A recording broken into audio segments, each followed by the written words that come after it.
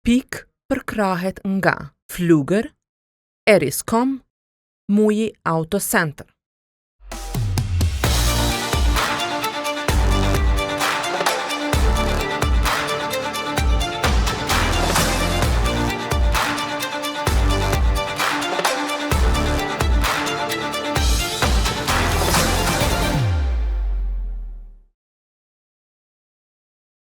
Mirëmbrëma, sonte në Pikë i ftuar është Dr. Florian Bieber, është një prej studiuesve më të njohur të Ballkanit Perëndimor, profesor shkrimtar, po ashtu hulumtues i cili gjendet pothuajse në formë të shpeshtë në Ballkan Perëndimor duke analizuar të gjitha veprimet.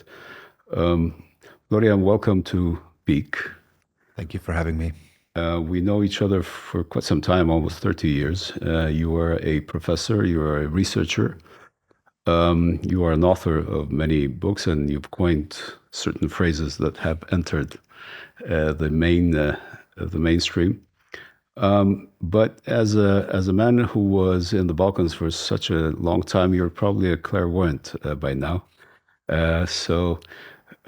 In the tradition of Baba Vanga and all these clairvoyants of the Western Balkans, why don't we start with the history of the future? And so we are now in 2030. We look back and we see what? You're asking a difficult question because, academics are usually terrible clairvoyants. But if we're in 2030 and we look back, I would say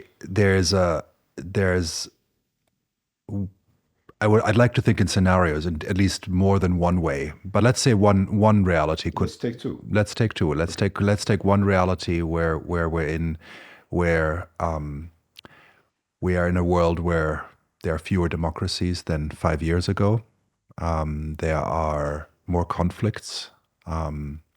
There's a real crisis of democracy, and some democracies have fallen in the European Union.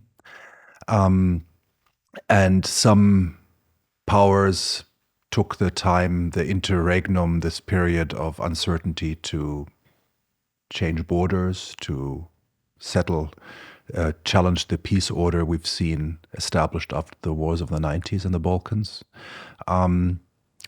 And we have an America which is an authoritarian state and promoting these ideas worldwide. I think that is one scenario. The other one is that I would say the scenario that the decline of democracy in America stopped, or at least it mobilized sources of democracy in Europe. Just like Brexit stopped anybody from trying to leave the European Union because it was such a horrific example that people realized that voting for anti-democratic authoritarian parties is destructive. Europe finds a purpose and an urgency to unite and to bring countries in, and that by 2030 we have resolved the open questions in the region, and we have 3 new members in the European Union: Albania, Montenegro, and North Macedonia. And Serbia and Kosovo and Bosnia are negotiating and might join the European Union in the coming years. So I think there are 2 futures. Do they coincide? Is there a point where they get? I mean, when is the point when we look back from 2030 that one scenario overcame the other? How did we go from? I mean, the trend of diminishing democracies is not new. No. It is the trend of the century. Actually, we have, by any count, we have a recession in terms of democracies in the 21st century. So it has not started with Trump. It started much earlier, right? And the insecurity in Europe is not new either. We happen to recognize it in 2022. But if you ask the Georgians, it started in 2007, and the Moldovans and the Ukrainians in 2014. So this is the century of both decline in democracy and decline in security. At what point do we change from a downward spiral into a upward spiral? Well, I mean, I think you're absolutely right that the decline has been lasting for a good 2 decades or decade and a half. But of course, now we're seeing the effect of a decline, meaning that the number of democracies is more drastically declining, but also we see a decline within established democracy. And I think this is why Trump is fundamentally different. I mean, if you ask any scholar in political science, they would say one of the golden rules is established democracies, wealthy, prosperous, established democracies don't decline or don't become authoritarian. And that rule has been, thrown or at least challenged seriously. So it's a much more serious challenge than a country like Turkey becoming authoritarian or a country which, like Russia, becoming more authoritarian under Putin. So the question is really, what are those turning points to go in the other direction? I don't believe that the decline of democracy is either permanent or inevitable. I think, just like after 1989, we said the rise of democracy is inevitable.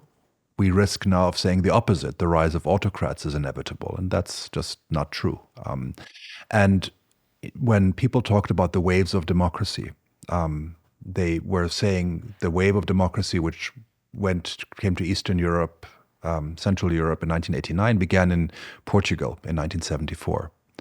Now, if you were in 1974 now, and you would look at the map of Europe, Spain is a dictatorship, Portugal is a dictatorship, Greece is a dictatorship, not to mention countries under Soviet dominance, you probably wouldn't have noticed the change of power in Portugal as a turning point.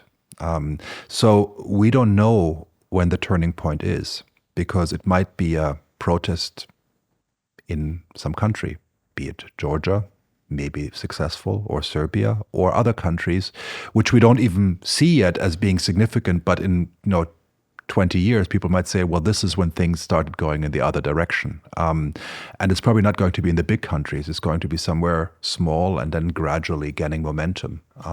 So, I think the question is of course, when we're thinking ourselves as being in 2030 or in this period, is that America, of course, has a huge power of persuasion around the world, and that has been a positive force for many decades. But of course, it can be turned into a negative one. It can be a model for autocrats to justify. We already see it, that autocrats are cracking down on Democrats because or under the shadow of Trump. And well, let me dispute that argument, because President Vučić did not need Trump to engage in what he has been engaging in the last 12 years. So, or any other autocracies. Orban in Hungary has been successful under President Biden, President Obama, and what have you. So I don't actually buy that argument. I mean, it has logic to it, but you said positive and negative in terms of American influence. What if we put a third way, which is neutral, actually? So if we have American nationalism, which is probably we're in 2030 and we have turned back and say, well, 2025 marks what is an American nationalism, protecting make America great again, trying to get some territories as Greenland,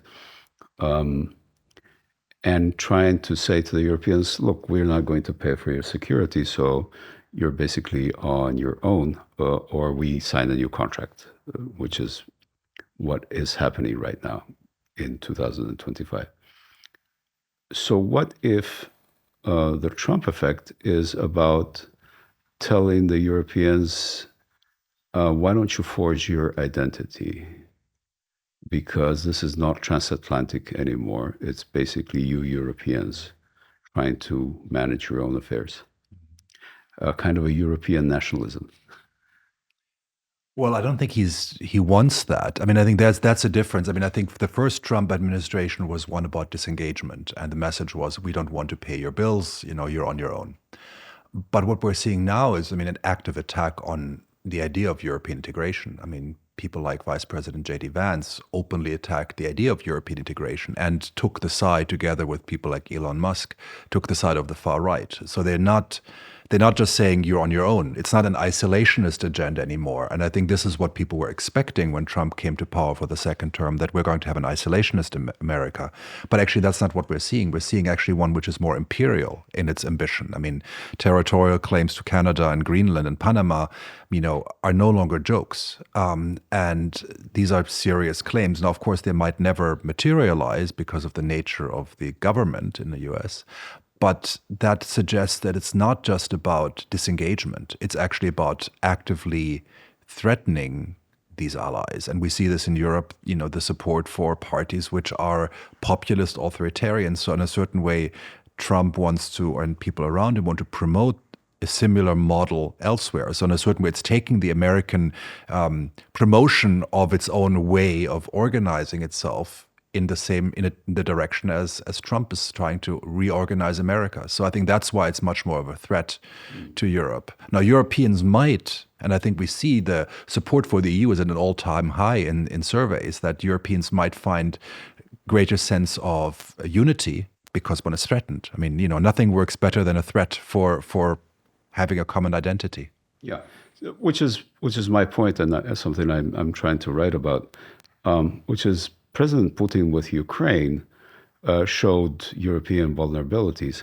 and so is now President Trump saying, "Look, we've been taking care of you for too long, so a new European identity is in the making, right? Something that says we are not what President Putin wants, and we are not what President Trump wants." Would that be fair to say? Well, that's the optimistic scenario, the first one. So that's the scenario that this gives a sense of purpose to the European integration, and the idea that this is not just about a technical process, but one which is about identity and so protecting Europe's achievements over the last decades. But I think that's a bit optimistic because in Europe we have these major challenges to the European project. Orban is one. We have in nearly every European country a far-right party which has been gaining somewhere between 20, 30 and even more percentages in elections in recent years. So, AfD in Germany got 20% of the vote. And all of these parties really actively want to sabotage the way European Union has been created, and not just as institutions, but the idea that it's really about integration and it's about shared values, not just about some, protecting Europe from immigrants. And so from that point of view, I think there is a threat within the European Union, which at least until now has been very strong. And I'm not sure that the threat of Trump or Putin has helped that, because, plenty of those parties are quite ambiguous about Russia. In fact, they're sometimes openly pro-Russian, or at least promoting the line which Putin has been arguing. So in that sense, we have a lot of threats to this European project within the European Union. Yeah. So if we were to translate this into market value, into stocks, the European stocks have been falling because they have not had more return for the money invested. And if one sees the 21st century, one sees that the authoritarian model of China has moved from poverty to middle class. And this has been a model of attraction for many Eastern Asian countries, but also for some European countries. Serbia is one country that says, we don't actually need too much democracy, we need development. Orban says, we need an efficiency rather than democracy institutions, etc. We need something that moves directly our country forward. And so in this sense, might it not be that we are entering not only a crisis of values, but actually a crisis of growth, which is not necessarily bad. You simply say, okay, this model of growth of the European Union is insufficient. The European Union wants to deal now with security, with Ukraine, but for 25 years, it has been very inefficient in dealing with the Western Balkans, right? So we're in 2030, how do you assess this? Well, I mean, I think the challenge of is that a lot of the support for the far right is got to do with the decline of the welfare state and the structures which protected European citizens for a long time. The studies would show that it's in places, for example, in Italy, where the state had drawn back, that the far right became stronger, where hospitals were closed and other infrastructure was closed. Now, if we have to invest into defense, into security, then the risk is that we have to further reduce the welfare state and those state structures which Europeans are used to. And this might, again, empower exactly those forces which are a threat to democracy in Europe. And I think this is a strategic kind of conundrum of how to square the circle of not increasing the threat within the European Union of the far right, and also explaining what kind of growth is possible. Because I don't think the Chinese model, even if Serbia or Hungary are evoking it, is really working. I mean, the amount of corruption and abuse of funds happening in those countries is so tremendous that it's an argument convincing for those in power, but it's not really giving to the citizens. So how do we, provide for welfare in the European Union or in Europe more broadly?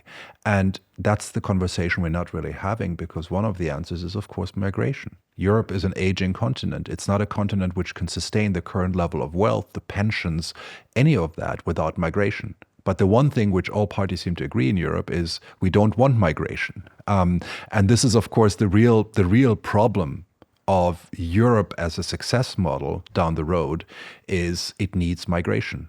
Whatever it is, organized, planned, whatever, but without it, I mean, already without the migration of tens of thousands of citizens of Kosovo, of Serbia, of Bosnia to the EU, the health service of Austria, of Germany would be in a much deeper crisis than it is.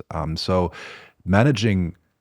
defending Europe, while at the same time not destroying what I think makes Europe also a better, more successful social model than, let's say, the United States. I mean, makes in many ways the quality of life better for Europeans, is something which is going to be the real challenge. Well, it's a given now that the Pax Americana has ended. The big problem that the scholars have is to decide exactly at what point did it end. Some people speak of 2012, and you were speaking of 2022 in the inversion of the short century. You've said it's a long century, the 20th century. It ended actually 3 years ago. So it's a given in the sense that Pax Americana has. So my argument is that it probably ended 2001. When the U.S. decided that it had to strategically move eastwards, first on Afghanistan, Iraq, but actually thinking on the Asian Pacific option. So that is a given. It is a given that Europe now has to find its own defense identity. We are in year 2025, but yet we are now in a 19th century dilemma that Bismarck had as a historian, which is how do you create a welfare state so the right wing doesn't take over or the left wing revolutionaries don't take over? How do you keep the center? No, I mean, I think this is the dilemma, and I think to some degree, you can deal with defense, but one has to be very clear about what are the threats. I mean, I think the threat at the moment is Russia, very clearly in the European perspective. Now, Russia is actually, I mean, ironically, quite a weak country economically. It's militarily even, if we look at the end result, I mean, it's been waging a war with all its resources in Ukraine for 3 years now, and it's brought terrible destruction to Ukraine. But if you look at the level of land it's conquered, it's actually, a defeat. I mean, even if Russia wins a village here and there, I mean, it's a terrible defeat. A military expert calculated that at this pace, Russia needs like 150 years, I think, to take over Ukraine. Yes, exactly. I mean, and there's not going to be anybody left doing the fighting. And so in that sense, Russia is a security threat and Europe has to prepare for it. But we also have to be careful, to be not I don't want to say exaggerated in that, but provide a defense protection for Europe, but not lose sight of the fact of what we want to protect and what we want to defend. That in a certain way, yes, we need to ramp up defense spending. We need to create a structure which does not rely on the United States. And even if the U.S. becomes if we have a change of president, even then, I think and this is where you were pointing out, there is some continuity, of course, that the US is disengaged from Europe, and it might be doing so in a more friendly, less hostile manner, but certainly it will not change that. So that is gone, and I think that European defense needs to be there, but we also have to be sure that we don't destroy these structures which build European prosperity in the process, and be also realistic that the threat of Russia might be temporary. I mean, might be one which, Russia, that this war will end, hopefully for the benefit of Ukraine. But then, we have to provide for sustainable long-term security while keeping, in a certain way, the economic structures alive. Yeah. So if the process of American disengagement is irreversible, and it started actually with George W. Bush and Obama and Biden and the rest, we are in 2030, and do we have two NATOs? One that is basically the U.S. in a confederal arrangement with the other NATO, which is the European NATO. Well, I mean, I think there's lots of arguments to believe that NATO will survive because, one can protect each other without the U.S. I mean, one can prepare for that. And the U.S. might come back into NATO down the road. It's not necessarily permanent. It just means, I think, that one needs to have structures which are able to work without relying that the U.S. is going to come to the rescue. But of course, that requires a very clear commitment of the others to say, we will do, the Article 5, we will do what it takes to protect our allies, even if the U.S. is not at that moment one of them, not helping us in this process. I mean, is it going to be, NATO -1? Or maybe are others going to join? There could be other, other partners in a security arrangement, whether it's called NATO or not, other, countries which are allied with Europe. I think in that sense, Europe has to look at more global allies. I mean, whether it's Australia or New Zealand or other countries, South Korea, Japan. Yeah. I mean, there are other countries which also need security, and where Europe has to have a global, in a certain way, perspective. Yeah. So you have to be, Europe is now at a challenge, or we're in 2030, and we see that in 2025, it was confronted with the challenge of suddenly being a global player, invited to be a global player, something it had wanted, but somehow did not do it so it is accidentally thrown upon the world stage. How did Europe act?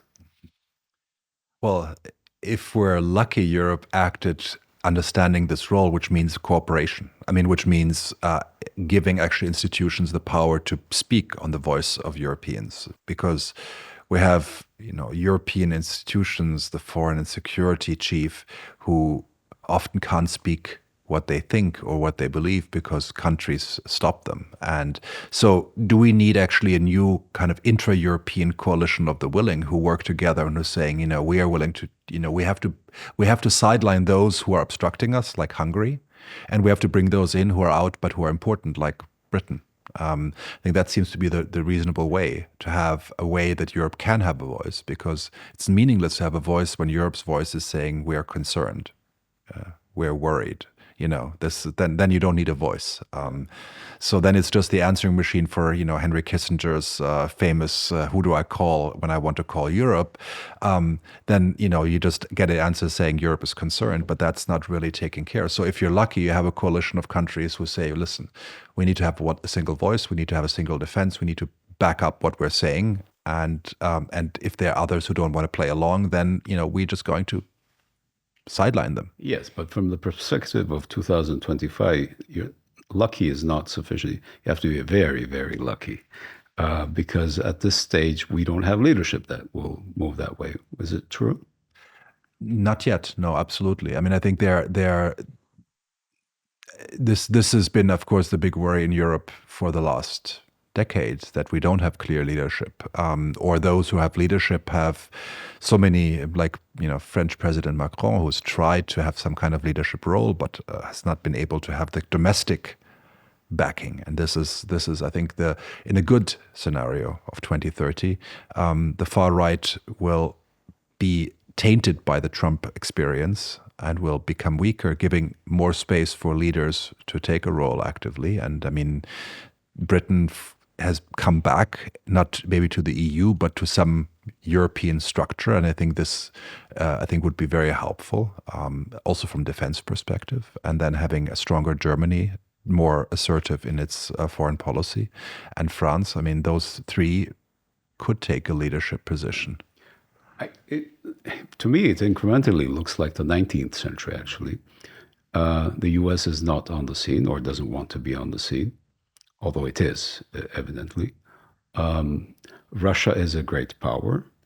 And then Russia is in a situation, and Putin loves to be in the 19th century. And then Russia wants to correspond with a concert of European powers. Would we be heading in that direction if there's no urgency in enabling Europe actually to have its institutions? Well, Russia also wants the European powers to be disunited, because that makes it stronger. It gives it more bargaining power. So you have to prevent that. You have to have a united Europe, but also create alliances beyond that. Because, unlike the 19th century, there's a world out there which is not colonized like it was in the 19th century. So it isn't just European powers, they're global powers.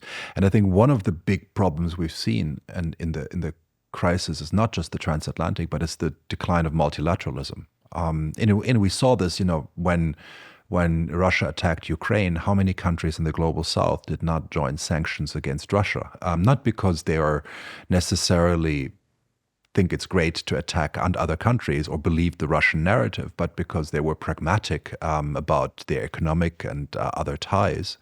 But it means that the kind of multilateral ideas have become weaker. And of course, some of it was caused by the US with its unilateral actions in Iraq, for example, in 2003. But I think to prevent the 19th century world where it's just the power of the strongest and the big powers dominate, and you create these alliances, which, let's not forget it, that's the world which led to World War I, right? This is not, I think it's not a desirable world to live in. For that, you have to restore multilateralism and international cooperation. I mean, it's not going to be easy, but that's the model which emerged in response to the 19th century. Yeah, but there's also the other argument from the South, which is not, it's not that the South did not engage, the global South did not engage only because of its links to Russia or in a transactional way, but also because they have recognized that we live in an age of cynicism. Within 1 month, more Palestinian children and women were killed than throughout the Ukrainian war.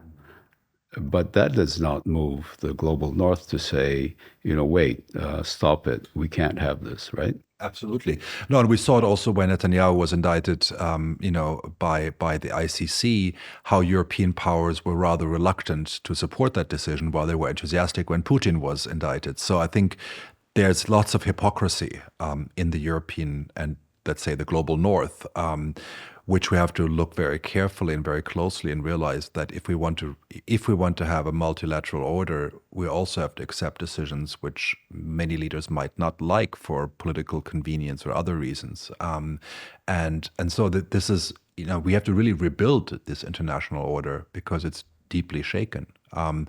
But, these institutions are still around. The ICC got, a former president in dock, which is a big achievement. So it's not that these institutions are gone, and I think they are still there. They have to be salvaged, and of course, some of them have to be changed. But it requires absolutely recognizing also where the so-called West went wrong in the last decades out of arrogance or out of its sense of dominance. That, true multilateralism, of course, has to involve the countries which have maybe different views. Of course, the question is, how do we then deal with, how central is democracy to multilateralism? I think now in this attack of both liberal democracy and multilateralism, we realize how much the two are linked to one another. Okay, now we are back in 2025. One fortunate development that we have identified is that there's a strengthened European identity or identity towards a form of European wholeness, if you will, because of these attacks on the sides to European identity.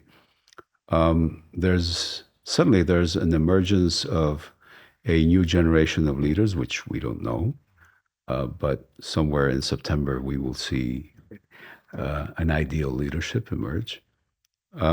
We have an arrangement that leaves Ukraine as an unfinished conflict, with 1/4 of its territory being disputed, with a recognition that Russia can run it until the dispute is resolved. And we have two scenarios in the making. And Florian Bieber is asked with a group of 5 other people by the European Union to advise how to pursue further the idea of European wholeness. I mean, one clear priority seems to be, first of all, completing in a certain way the European Union project of enlargement. I mean, bringing the countries in which should be brought in with clarity. Including Ukraine. 3/4 of Ukraine. 3/4 of Ukraine. I mean, Cyprus is a member of the European Union. Half or a third of it is occupied by Turkey. So, I mean, probably the best example you want. Well, but you want more Cypruses inside? Well, I would say, it's a functional EU member state for 21 years. Is it better if it were unified? Absolutely. Was opportunities missed back in the 2000s to unify Cyprus? Absolutely. But you can be a member in the European Union. You can find legal ways of addressing part of the territory which is occupied. And of course, in the case of Cyprus, the history of occupation is much more complicated than in Ukraine, because there was a genuine dispute on the island, unlike in Ukraine where this conflict was brought in by Russia. But you can have, I think, giving Russia the veto power over Ukrainian membership in the European Union would be a mistake, because it creates an incentive for Russia to do that. And keeping Ukraine out of the European Union, a country which has fought a war, no matter how it ends, with the level of sacrifice, would also create an amount of bitterness, because after all, this war was fought also about, not just about survival, but also about the European direction of Ukraine. But wouldn't that, when you say Ukraine, would that mean that everybody's calendar has to be adapted to Ukraine's capability of entering the European Union? No, I don't think so. No, I mean, bringing, in a certain way, completing European integration means bringing all the countries which want to join in, not at the same time, but having a very clear political vision of completeness. Now, it doesn't mean that the EU itself has to change. We know that. But completing that membership is very important, because we discover that countries which are in this gray zone, like Ukraine was, make them extremely vulnerable. I mean, yes, it's a NATO story, but it's also a European story. And if Europe wants to become a significant actor domestically in the European continent and globally, it has to complete this process. I mean, how can the EU be credible in talking with South Korea or anybody else about security when it can't resolve issues of ending either a conflict or a dispute in the Western Balkans, or bringing those countries in? Yeah, but then the argument would be, how is the European Union capable of integrating Ukraine if it hasn't been able to integrate Bosnia and Herzegovina or North Macedonia, which are much smaller territories, much smaller problems? No, that's why I would say, what I would argue is also, Ukrainian membership in the European Union is certainly not, in the cards in the coming 3, 4, 5 years. I mean, this is a long-term project, not just because of the war, because of the size of the country, because of many challenges. But, that sense, the 2050? No, I think it could be sooner. It could be a lot sooner. I mean, I think a country like Ukraine, could be a member in a decade or in 15 years, 2040, even before that, if there is the right motivation. I mean, I think enlargement works when there is a sense that that yes, you have to do the technical stuff, but there is a political sense that this is the right thing to do for Europe. This is why 2004 worked with all the flaws, because there was a sense that this was undoing Yalta. This was the idea. And the Central East Europeans convinced the old EU that this was the historically right thing to do. And they knocked on the door and they pushed and they pushed and they got it. I think the EU forgotten why integrating the Western Balkans has a similar purpose. It's not about Yalta, but it's about providing a peace, a durable peace, because we saw that the peace agreements which ended the wars of the 90s were only effective with the promise that there would be a European future for the countries. And we're seeing right now exactly the absence of that brings about a continuous crisis. So ending this process for the Western Balkans is, I think, crucial also for signaling for Ukraine that this is not a never-ending process. There is an end point, and it's desired by the European Union. Yes. But if we okay, now let's go back to 2030, and you have an analysis of what went on in Serbia and in Bosnia and Herzegovina. From the perspective of 2030, what happened in Serbia with a student protest that basically grew into a national movement, a revolt. And what happened in Bosnia and Herzegovina when Mr. Dodik was not only indicted, and I'll leave it at 3 points there. Well, again, if we're in 2030, I would say it's likely that Milorad Dodik is in a jail somewhere, arrested because of what he's been sentenced for by Bosnian institutions. And we have a different political dynamic in Bosnia-Herzegovina. Doesn't mean that Bosnia is a unified, functional country, but there's more space for compromises and finding mutually interesting arrangements to make the country work. Do they have a constitution? You mean a better constitution? No, a constitution, a functional, because they don't have one. Well, yeah, it's a very. I mean, they have a constitution. It's just not a very good one. But I would say, I think they will tweak the constitution. I don't think they will have a new constitution, but they will make the adjustments which make it more functional, which they tried and which failed, and that's something that could happen. And in Serbia, there's no more President Vučić in 2030. If you have 300,000 people on the streets, supported by somewhere between 60 and 80% of the population, then you are going to lose power probably. So let's say in the good scenario, we don't have him as president of Serbia, and instead somebody else, we don't know who, but they will be certainly burdened by the legacy of that regime, just like those who came after Slobodan Milosevic were burdened by that legacy. It's not a legacy of war, but it's a legacy of nationalism, of corruption, of state capture. And this takes years to deal with, but it's a gradual shift which will come after. So we have a Petar Petrovic who resembles Zoran Đinđić, but does he have the popular support to go with reforms? Well, Petar Petrovic or whoever else it will be, I don't know. I don't think there's necessarily a Đinđić, because again, Đinđić was already kind of clearly there before. But what the students go on the streets for in Belgrade is, of course, rule of law and democracy, much more so than in the 90s in Serbia. I mean, there were anti-war protests, there were protests against Milosevic, but they weren't so clearly about rule of law and the fact that the students are saying you're not in charge to President Vučić, you're not competent, suggests that they understand what it means when somebody is an autocrat. And so I think that will be a powerful, whoever comes afterwards, message that people don't want another strongman, in fact, but rather want somebody who's maybe just doing their job, which is more modest and more humble.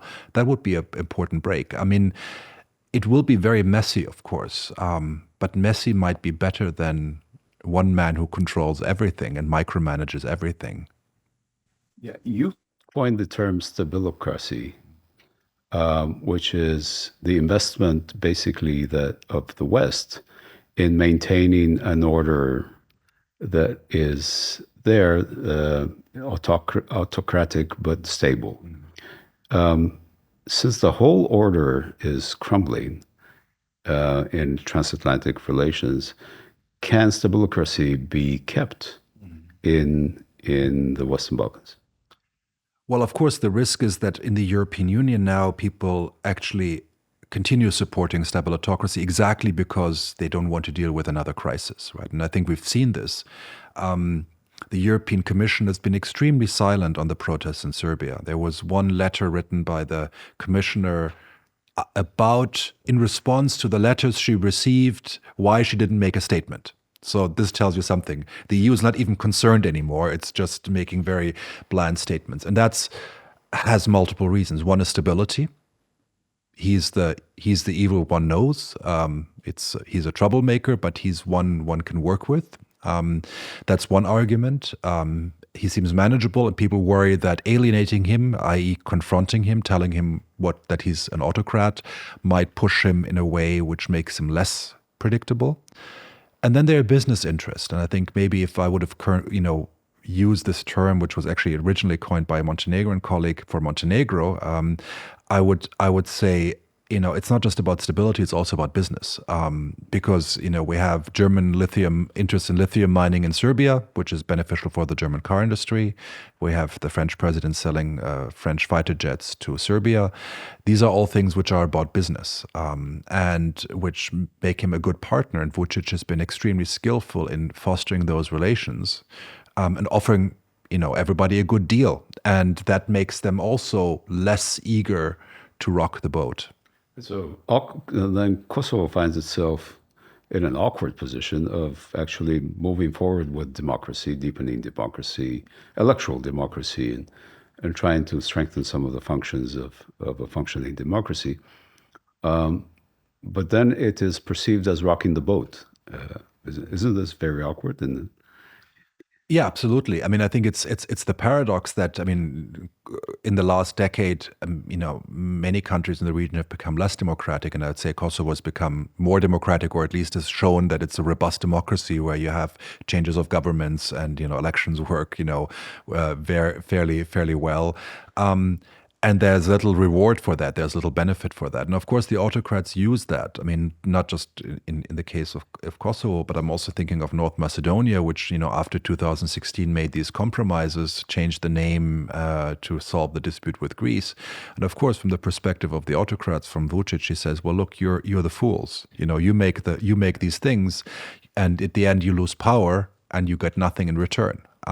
So yes, it's a terrible deal. I think it's a big mistake of the European Union to invest in autocrats. And also what comes with it, I think you get the argument sometimes saying, well, Kosovo is anyhow on our side because, Kosovo is not going to go to China and Russia for allies. So it has less space to maneuver than Serbia, which can play with that. But of course, at the end, you reward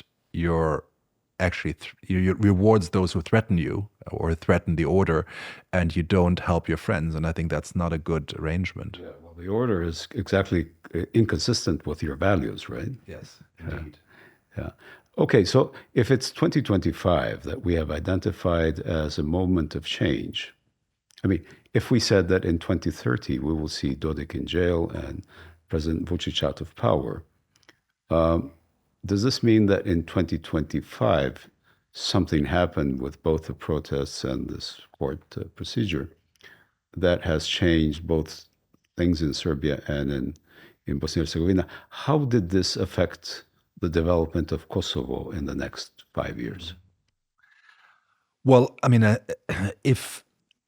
think there is good reason to believe that Dodik might have made his last threats on the political scene, and not because the institutions of Bosnia are so strong or because the European Union is so strong, but because He's somebody who's been making threats about secession on that for 20 years. He's been in power now for exactly that period.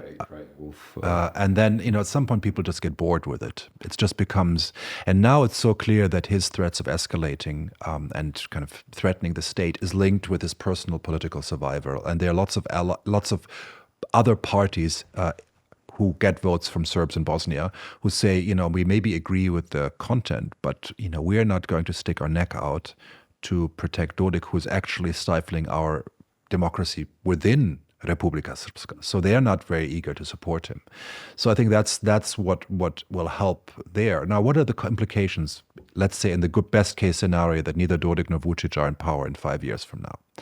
Well, for Kosovo, of course, it will not change anything dramatically. It will certainly open the door for maybe more meaningful dialogue with Serbia, which hasn't existed for years. I mean, Vučić has not been a genuine interlocutor. It will not change public opinion in Serbia, of course, overnight, because, it's been shaped by 12 years of propaganda. I mean, if you read the Serbian tabloids every day, one gets, one lives in a parallel universe. And to change that will not happen in a year. I mean, it will take a while. I mean, the Vučić regime has pushed public opinion against the West, against its neighbors systematically. And undoing that will take a while. But, at least I think whoever comes after him at first will have to build legitimacy, which will make it hard for them to make a switch when it comes to talking with Kosovo and accepting the statehood of Kosovo. But I think it will be an interlocutor who's maybe more serious about at least dealing with issues for real, and maybe one can hold by their word more. And if Bosnia works as a state, it also reduces this kind of general sense of uncertainty in the region and this playground of maybe we can challenge the order which was established after the 90s. And that, of course, has a stabilizing function for Kosovo as well. And that might be the moment at which the European Union might identify this as the time of transformational change in the region, an opportunity. Because for the first time, probably you would have authentic leaderships that have some legitimacy or that have plenty of legitimacy in the region, that might want to shape their future in the region as a whole. Because I was thinking, you have written extensively about external threats, third actors, China and the Arab world and Turkey, etc., their influence here. But I think the greatest dangers are not neither China nor the Iran or anybody else. We're speaking of dangers from within, right? Absolutely. I mean, the biggest threats are internal. I mean, they are, I mean, in many cases, the governments. I mean, if the role of, if you look at the role of China or Russia or anybody, any other external actor in the region, they're there because of governments. Governments invite them. They make deals with them. If the governments would say, no, we don't want to make deals, or we do them under rule of law, under fair conditions, then the whole situation would look very different. I mean, the highway in Montenegro, which was built and which brought Montenegro into a debt trap, it wasn't China imposing it. It was, the government of Milo Đukanović who wanted that deal. And the same in Serbia and the same in North Macedonia, the same all throughout the region. So the threat is bad governments which are, don't care about their citizens, who want to enrich themselves, capture the state. And if you break that dynamic, then you can have a very different path for the region. Yeah, and it's probably an alarming time because we are in a demographic decline in which you see bus drivers from Bangladesh in Belgrade and Nepali waiters in Sarajevo and now Hindu agricultural workers in Kosovo, which is something totally new. And we are joining now the rest of Europe in becoming old. Mm-hmm. Yeah, indeed. I mean, I was saying below the radar, the Western Balkans are becoming immigrant societies when, we never thought of the region as a place where people migrate to, but only from. But of course, this happened elsewhere in Europe just 20 years ago. I mean, look at Greece, which was a society where people left, and it's become an immigrant society. Many Albanians moved there, and then from other countries. So I think that's a dynamic which we're going to be seeing. Of course, the real danger is that the autocrats, the stabilocrats, like people leaving, right? Because if the smart, if the educated, because that's what we're seeing, many of the educated people are leaving to get jobs in Germany, Switzerland, Austria, wherever else, that these are people who are not going to be voting. And that's actually great. They send money back, so they sustain the system, but they are not politically active. And so you can, rule better. And if you have workers from Southeast Asia or elsewhere who are doing the job, or Chinese or Vietnamese workers in Serbia who are, working in diapers because and without their passports in barracks. Well, great. They don't vote. They don't even have legal protection. So, for an authoritarian system, it's great. Your own citizens are gone. Others come in. Those who are left are either not well educated or they are co-opted into the system. That's, I think, the danger. So in a certain way, you have to change that dynamic. I mean, not that the region probably will need migration to some degree in the future, but that people don't leave. Because, I mean, now when you talk to people who are leaving, they tell you they leave not because of money, you can get a decent job, but because they don't want to bribe to get healthcare. They want to go to the hospital and actually have a doctor. They want to not have to join a political party. This is what people are leaving. And I think, so if people feel that dynamic can change, then of course they might stay or they might even come back. But if they feel this is not the case, then I think these autocrats will strengthen, or these tendencies will strengthen. Churchill famously said, and this is my last question before we continue this conversation in a different mode, he famously said that you should never let a good crisis go to waste.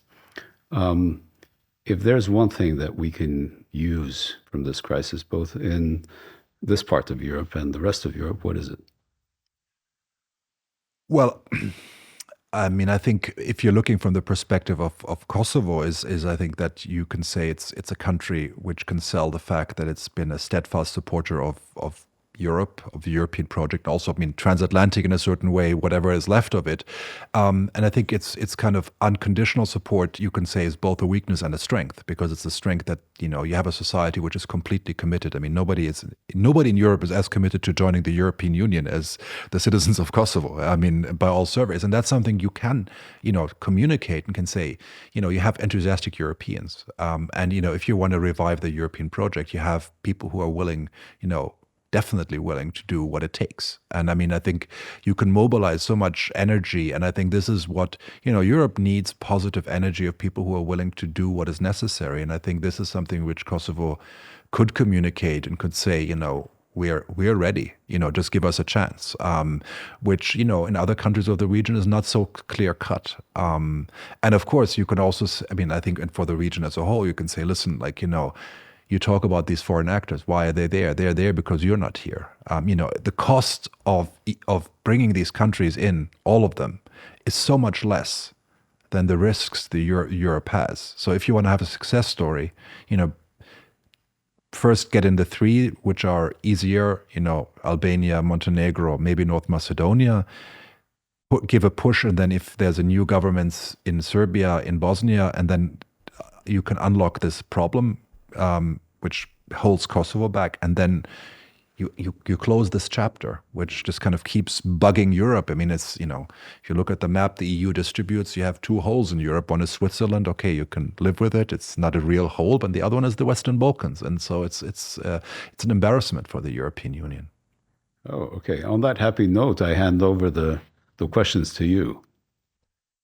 Well, Veton, I was wondering, when Kosovo became independent, it had its strong allies in the US and in Europe. And now that this relationship is breaking down, do you feel like Kosovo has to make a choice between those two, and what should it do when it has these two large, one country, the US and the European Union, which have been critical in supporting its independence, Well, one of them is emotional. You know, that we have an emotional link to the United States. As you see in all the polls, we are the most pro-American country in the world, and rightly so, because we were existentially saved basically by U.S. action and U.S. leadership, and then the Western action. But I think what we need to understand is, as Kosovars, that we are now at a moment like in 1989, and then we made rational decisions about trying to understand where the world is heading and trying to be part of that historical stream. I think the historical stream will be moving, as we discussed earlier, in redefining European identity, and we need to define ourselves as part of that stream. And that means basically on everything from security to the fundamental values. Those values, we fought hardly for them in a transition. And so they are not only important for, vis-a-vis Europe, but vis-a-vis ourselves in our own functioning. A functioning democracy is needed not for the Copenhagen criteria, but because of ourselves. And so our relationship with the United States is continuously necessary because there's not an equal response from the European Union. 5 member states do not recognize Kosovo.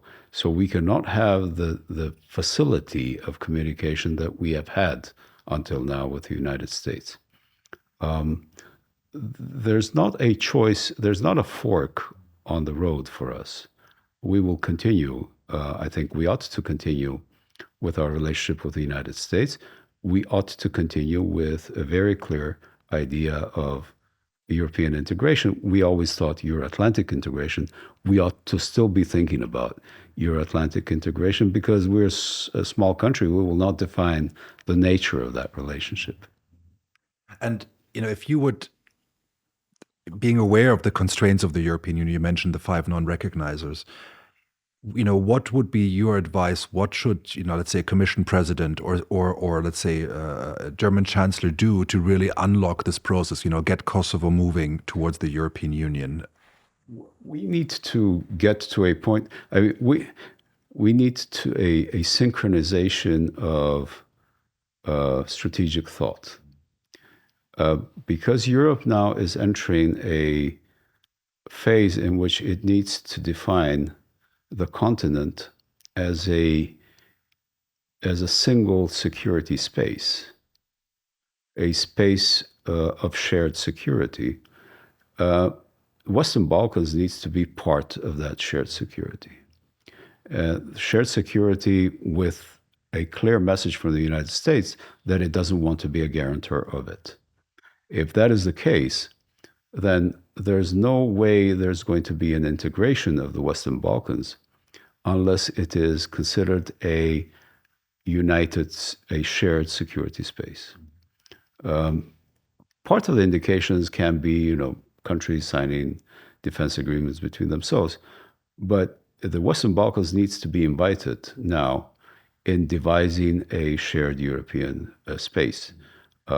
These are early stages of debate in the European Union about it. It's not only about, of course, soldiers, etc. It's about armed production and budgets and things like that. So I think in that sense, this would be a starting point because we have been stuck in this game of incremental, in the past 25 years, you do a bit of your reforms and we pretend that you're doing reforms and you pretend that you're doing reforms and then everybody's happy in this Stabilocratic fashion. So this would be a path. To get out of that dynamic. So maybe the last question, I'd be curious to hear, what's your expectations of relations with Serbia? I mean, that's, the big, of course, has a lot of implications for Kosovo, for the non-recognizers. How do you see that? I mean, in light of the protests we've talked about, the difficult relations with the Vucic's, instigating violence in Kosovo. There are several stages of it. The end stage to which we should aspire is a stage in which Kosovo and Serbia live in peace, in a culture of peace as well. I mean, if we normalize relations today, Serbia recognizes Kosovo today, there will still be hatred in our societies for many years ahead. And so we need to think of it as a stage, the final stage of our normalization ought to be our countries and our peoples living in peace. As part of a very peaceful region, as part of a peaceful Europe. And that is something that will take not only this generation, but the next ones as well to work. But in order to do that, we need to get to the basics of normalization, which is mutual respect of our countries, states, societies, and then engage in mutual respect of identities and things like that. I think what is happening is there's a double process that is happening, a competing process. One is Serb nationalism in Bosnia and Herzegovina with Dodik. The other is a new form of Serbian nationalism of Serbia, and not necessarily of the Serb nation itself. So, because what we have seen in these protests are people claiming, in their majority, I'm not speaking, there's plenty of everything in it, but in its majority, it is about defining Serbia, not Serbianhood, but Serbia itself as a state. And this would be a first phase of normalization. You cannot have normalization of relations between Serbia and Kosovo unless there's normalization of Serbia first, and normalization of Kosovo, of course, within it. I think we are at a stage in which we might see things evolving positively in Serbia, because once you start caring about Serbia and not caring about how Podgorica is being run, or Banja Luka, or the level of inclusion or direction that Kosovo Serbs have, or the association of municipalities, or things like that, then you are actually trying to set your house in order. And a house that is in order then can communicate with other houses. I think that's a very optimistic I hope so. Yes, yeah. way to end. Yeah. Well, thank you very much, Florian, and I hope we will see this from a more optimistic note in fall. I think you will be coming, and then we will sit and engage in another conversation. Thank you very much. Sounds good. Faleminderit, edhe me natë mirë.